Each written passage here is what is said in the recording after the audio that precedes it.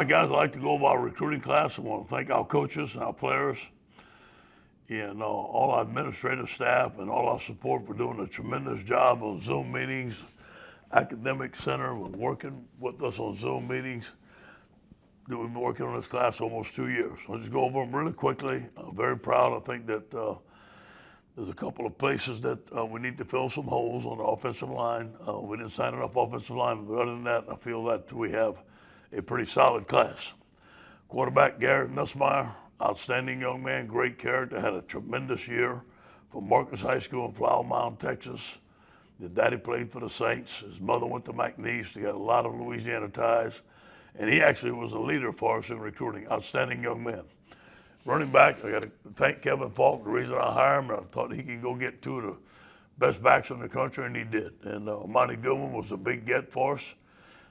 Big time running back, has a great leverage, can make you miss. Corey Kiner had an outstanding season from Cincinnati, Ohio. Reminds me a lot of Clyde. Two guys that Kevin worked very hard to get, and he did a great job of it.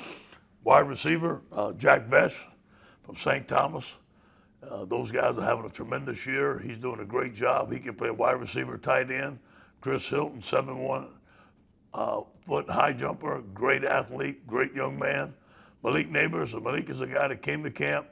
Malik's a guy we had an eye on. A scholarship came open. We called him.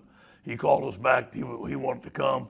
We're really glad we had him. Deion Smith, the number one player in the state of Mississippi. Reminds me a lot of Justin Jefferson, excellent player. The Jalen Sneed, a tight end, 6'4", 240, Olive Branch. Had several big-time schools after him. We got him. Offensive line, Coach Craig did a tremendous job of getting Garrett Dellinger up in Kluckstein, Michigan. Great player. I mean, excellent player. Could have won anywhere in the country. Coach Craig did a great job of recruiting him and his parents. On the defensive line, Xavier Carter, he's from Arden Key School. Reminds me of Arden Key. Looks like Arden Key, weighs 205 pounds coming out of high school. The rusher, I think he's going to be a great player for us. Landon Jackson, big, tough, physical kid from Texarkana, Canada. By the time we get somebody from that area, we have to fend off the Texas schools. They came hard at the end for him, but his mom and dad went to McNeese. They had Louisiana ties. A great young man. Mason Smith, obviously the number one player in the state of Louisiana, the number one player ranked in some services from Terrebonne, Louisiana. Coach Mack started it all off, but I got to give Christian Lacouture the credit, man. He stuck with him and stayed with him. Mason, a great young man, great character. Glad to have him in the state of Louisiana. And linebacker Greg Penn, 6'1", 225 from the Mather Catholic, Baltimore. Outstanding player. I came on an unofficial visit with his parents, fell in love with the place.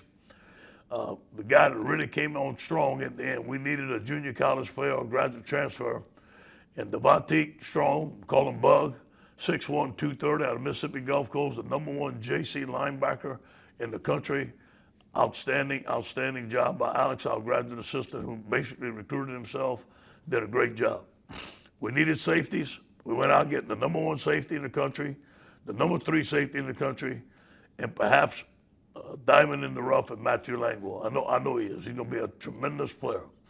And, start with Sage Ryan, big battle with all the schools. It came down to the end. Corey Raymond and Kevin Falk did a great job. This was a must-get for us. It turned things around for us when we needed it, okay? Derek Davis, number 3 safety in the country, also a great running back. Bill Bush recruited him from Monroeville, Pennsylvania. Great player. Matthew Langwell from Catholic High Point, compete tough. He's a guy that probably going to wear number 18 one day. He's an excellent player, excellent young man. Cornerback, Corey Raymond, Demarius McGee was committed to another school. Corey stayed on him. We need him. And as specialist, we got the number one punter, in our opinion, in the country out of West Monroe. Coach Mack did a great job in Peyton. Today was No Repeat Thursday. Our guys are ready to go. This is going to be a tremendous challenge. Like I said at the beginning, Lane's done an outstanding job with his team at Ole Miss, a very explosive offense. It's senior night. We're playing in Tiger, senior afternoon, playing in Tiger Stadium. We have some momentum built. We got to build on that momentum and we want to walk out that stadium winners. Any questions? Hey, Coach, I know you talked a lot about offensive line and wanted to add some more offensive linemen. I just kind of wanted to ask you about some of the guys who are already on your roster right now. Maybe Yeah. we're not thinking about them, like a Yeah. Marcus Dumerville, for example, and guys Yeah. like that. With 9 months of weightlifting and getting stronger, Yeah. can those guys be an impact next year? Yeah, they can. And Jock, I think that you're going to be surprised about the retention level that we have. I've talked to a lot of guys, and now things can happen, but right now, a lot of them are leaning coming back. I'm recruiting the heck out of that offensive line. Maybe we can get 2 or 3 guys back, which would really help us.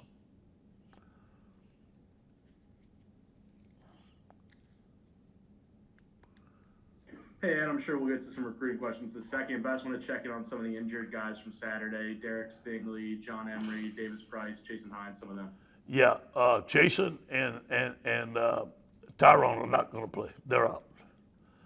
The other guys practice a little bit, not much. I would say both of them are questionable going into the game. They could play, they could not. It all depends how they feel in the next couple of days. Thank you. Hey, Coach. I was also going to ask about injuries, but I mean, just have you guys decided on a quarterback for this week? I mean, how's Max been doing with his? Yeah, we haven't decided yet. We'll usually decide on a Friday and we'll look at the whole week's work, but it looks like it's going to be Max. He had another great week, so has TJ. We'll have no problem playing both, but we're going to decide tomorrow, but it looks like it's going to be Max. And then just kind of a quick follow-up. I mean, just kind of how would you assess this class right now and kind of where you guys are standing? Do you think you've kind of set yourselves up here for a really great run kind of down the stretch in February? I mean, these guys are going to help. I mean, the skill is unbelievable. The defensive line, we have a couple of defensive linemen out there that we're going to get, and we just can't talk about right now. And we feel good about the defensive line class, and we feel good about how we're going to finish. We have some outstanding prospects on the offensive line, graduate transfers that we think we're in very good shape with, but we got to finish and close strong. But offensive line will be the key in closing. Coach, you've talked in some past years about guys that had been committed for a while but didn't sign in the December period and how to approach that in the subsequent months. What's your mindset with some of those type of situations that you guys have on hand this year? Good. They never were Tigers to me. I want guys that want to be here, and if that happens at the end, so be it. We've done pretty well here. We won national championships. We've had guys decommit to us and go into other schools. That's up to them. I want guys that want to be here. I coached with Dennis Erickson at the University of Miami. We won 2 national championships. And I'll never forget that I was a young coach. It was my first year as a full-time coach recruiting. He says, don't worry about the ones you didn't get. Make sure the ones that you get are right for this place. I think that's our focus right now. In terms of some of the guys that didn't necessarily sign elsewhere, though, that maybe are trying to wait until February, how do you approach some of that? Well, here's the way I look at it. If you committed to us, you're going to sign in December. And I told them that. I mean, if you don't sign in December, I don't consider you committed to us because you could have signed. Now, we have a certain amount of scholarships left. After we look at the signing class, we're going to put in priority who we need to sign, what's best for our football team. And everyone that was committed, I gave them an opportunity to sign. Now, that doesn't mean I won't sign them back, but now there's a priority list. The third-ranked signing class, and you got 4 wins. I mean, just the grind that you guys did to do that. Like, is it satisfying? I know you're not done, right, by any stretch of imagination, but to pull that coup, I mean, yeah, that's unheard of, Yeah, well, thank you, but it's expected. I mean, that's what we expect. We talk about the LSU standard performance, and that's what I expect of myself and my staff. And the national championship may be forgotten by a lot of people by now, but it wasn't forgotten by these players. I mean, these players watched it, they see it, they believe it. The win in the swamp really helped us, playing the freshmen, and plus the personal relationships we have with these guys. You talk about the relationships, and you piqued my curiosity about like re-recruiting these guys to come back. What is the key? Is it to just be as honest with them as you can, and maybe hurt their feelings to a degree of like, hey, we've seen these guys in your situation before not have the success that you wanted? Come back and give it another shot. You literally have nothing to lose. Is that kind of what the approach is? I'll give you an example. I had the offensive line, those guys that can go or stay, and we had some shrimp po' boys and some fries for them at lunch. So I sat down and just had a good little lunch with them and talked to them about it and say, listen, if you're a first, second round draft choice or maybe a third, you have to go. Look at your grade. If you're a 6 or 7, why don't you stay and have the opportunity to be a second or third or fourth or first round draft choice? So I had that conversation with all of them. Believe it or not, right now, but things can change, a lot of them are leaning on coming back. It must be the shrimp po' boy. Ed, you talked earlier about your relationship with Lane Kiffin earlier this week. We talked to him as well, and he said y'all were close and that y'all got closer after your father passed. And we talked to others about the game ball after Notre Dame. Yeah. And I just wanted to ask you what that gesture meant to you in that moment. I'll never forget that. When I buried my dad on a Thursday, I was really close. Lane, in fact, got a private plane for me, a private jet from Los Angeles, California, flew to Mandeville, Louisiana, and to South Bend, Indiana, and they paid for it. And I'll never forget that to school. I did the eulogy for my father, and we won the game. He gave me a game ball, and I really appreciate that. That made us more than a coach's relationship. That was a friendship that will last forever. Hey, Coach, this is Shea Dixon with 24/7. When you think about the dead period and not being able to have spring evals and then summer camp, not doing in-home visits, not doing official visits, which one of those things kind of hurts y'all or hurts a team the most in terms of? Well, first of all, thank you, Shane. And I do know who you are. You can introduce yourself, but I kind of know who you are. That's good. Hey, I never thought we could sign a class like this without all the things you just mentioned. I thought there were necessities. Camp, and I still think they are. Official visits, going out and evaluate the guys. I mean, that's part of recruiting that I've been used to all my life. So I think you look at all those things. If one may have hurt us, it's official visits, coming into campus, and 2 is me going into the homes. I think when you go into the homes, especially the head coach, you can close, you can figure out what's going on, go to the schools. We couldn't do that. And at the end, I think it may have hurt us on a couple of players, but you know what? I'm not worried about that. I really am pleased with all the guys that we got. Hey, Coach, Ole Miss had a couple of guys opt out today. This is going on around the country, and if some people fear it may continue even without COVID in the future. How will you approach that as far as keeping guys interested and not losing them to the transfer portal or whatever? It's a fine line, Glenn. It's the coaching is different today, and it's not only coaching football; it's managing your team and making sure that everybody's in a good spot mentally, physically, spiritually. How you handle your football team and get close to them, and we have a good support system here. Now, we had a lot of guys opt out, but it hasn't been recently, and these guys decided they're going to stay. Now, I'm not saying nobody will opt out tonight or tomorrow, but I don't think that's going to happen. I think these guys want to finish strong, Do you also wish that you could have a bowl now? Well, you wanted a bowl in the first place. Yeah, but I thought, I know it's the right decision. If we were going to have a 1-year bowl ban, to take it this year, there's no question it's the right decision. Why this year? Well, I just think that, with the team that we have, however we end up 5-5, hopefully we end up 5-5, but even record, that's not good enough to go to a bowl in my opinion. You want to be 11-1, 10-2, 12-0, and going to college football playoffs. That's the standard of LSU.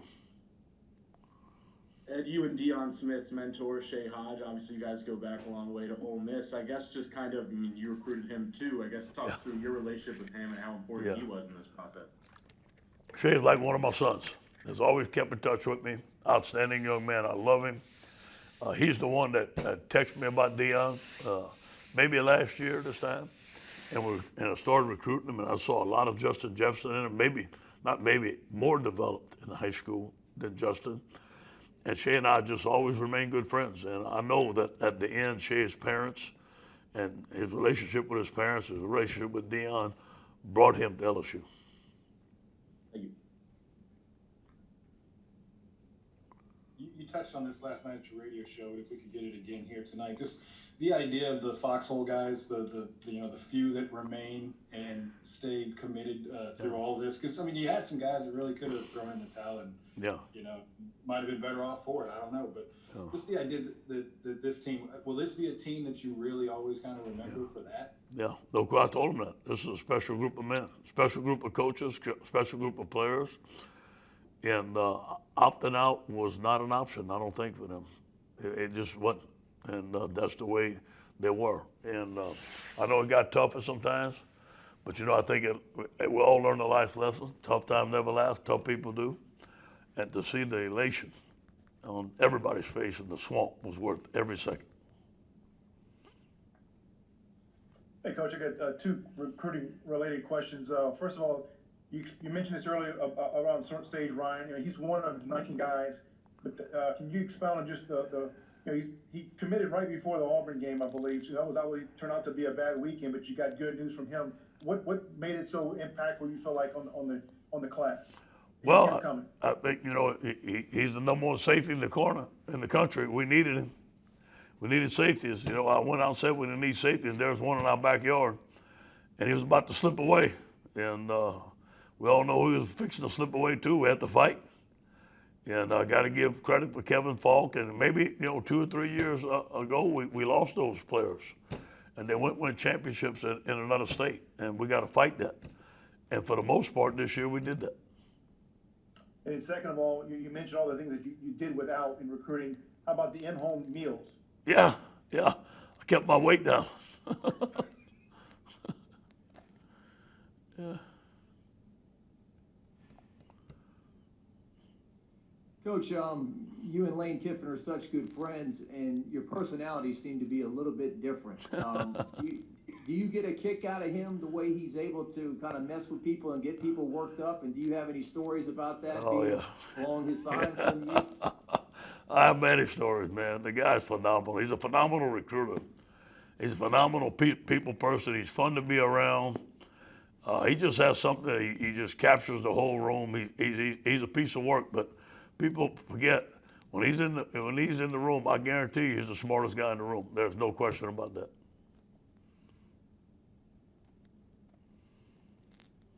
Coach, you guys have had a relationship with Mason Smith for several years now on this recruiting trail. What can you say you've seen from him in terms of the work he's done physically and on his game through the years, and what are your kind of expectations for him from now until he's with you guys? I've seen him grow up into a man.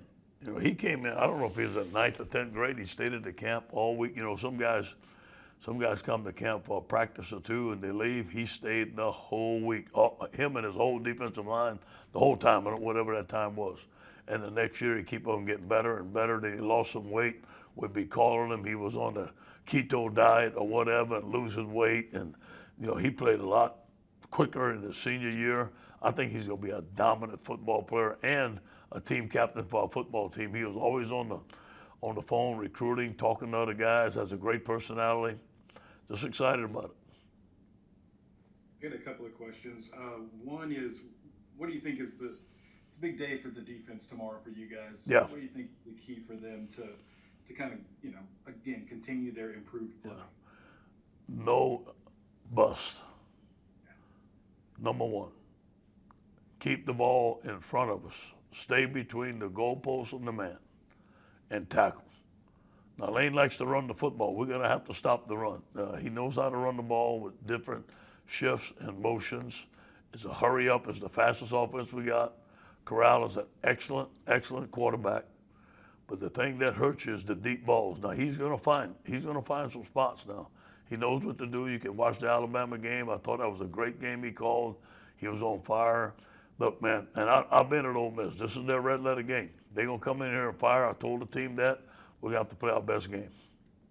And then offensive linemen, why are they so hard to find now? Is it just guys, like you said before, 7-on-7, they want the glory, defense is easier to play, you get after the ball every time, offensive lines, it's hard. Yeah, you know, it's different. It's different to find nowadays, especially the guys we're looking for, but they're out there. They're out there. You know, look at Alabama's offensive line. That was an outstanding offensive line. I promise you, I tried to recruit every one of those guys. And, you know, so we just got to get them. And they're out there, we got to get them. Back to Mason Smith, and I know you consider all 19 kids that signed sort of sons for you because you develop relationships. But Mason Smith maybe reflects a different type of recruit, and I know the competitor in you, this is your backyard, this is alignment. Yeah. How hard, more so did you go after him to secure it? That's a must get right there. I mean, you know, hey, you can't lose that one. No way. And I thought about that. You know, I thought about it. Defensive lineman. He's from Terrebonne. I'm from South Lafourche. A lot of connections down there. But I tell you, that wasn't the deciding factor. The deciding factor was his relationship with Christian Lacouture, his love for Louisiana. I think he always wanted to play for LSU. Okay, thank you for your time, Coach. All right, guys, go Tigers.